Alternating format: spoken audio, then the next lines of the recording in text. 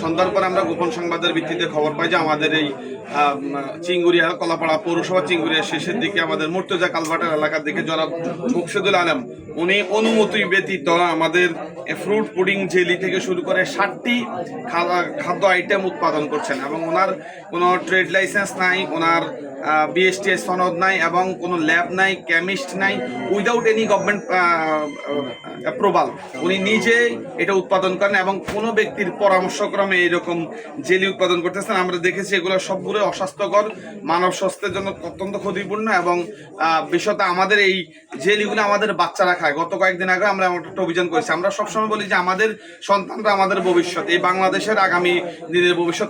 তারা এই fruit pudding jelly খেয়ে কিন্তু তারা অসুস্থ হচ্ছে এবং তাদের কিডনি, তাদের লিভার থেকে শুরু করে অন্যান্য শরীরের ইন্টারনাল যে অঙ্গ প্রত্যঙ্গগুলো আছে সেগুলো কিন্তু বিকল হয়ে যাচ্ছে এবং খুব অল্প বয়সে কিন্তু আমরা অসুস্থ হয়ে যাই এবং অল্প বয়সে কিন্তু আমাদের সন্তানরা বিকলাঙ্গ থেকে শুরু করে তারা কিন্তু মারা যাচ্ছে।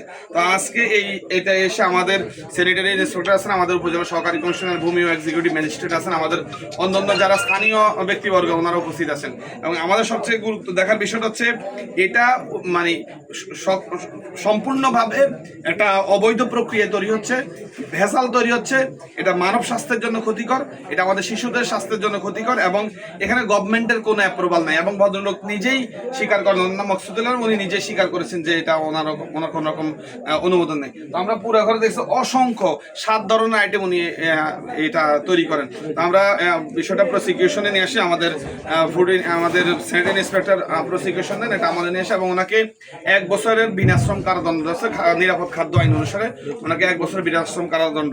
তো আমরা প্রত্যাশা করবো আমাদের সম্মানিত নাগরিক যারা আছেন তারা এই সকল খাবারের বিষয়ে সচেতন হবে, আমাদেরকে জানাবে এবং আমরা পরবর্তীতে যেখানে আমাদের কলাপাড়ার যেই জায়গায় এইসব বিষয় পাবো আমাদের শিশুদের ভবিষ্যতের কথা চিন্তা করে আমরা কিন্তু অভিযান করবো এবং এই ক্ষেত্রে আমরা ভিন্ন মাত্র কার্পণ্য করবো না অভিযান করতে। আপনাদের সবার প্রতি ধন্যবাদ জানাচ্ছি। তবে একটাই অনুরোধ করব যে যদি কোথাও এরকম অভিযোগ পান আমাদেরকে, এরকম খবর পান আমাদেরকে জানাবেন এবং আমাদের শিশুদের ভবিষ্যৎ নিরাপদ করতে আপনাদের সবার সহযোগিতা কামনা করি।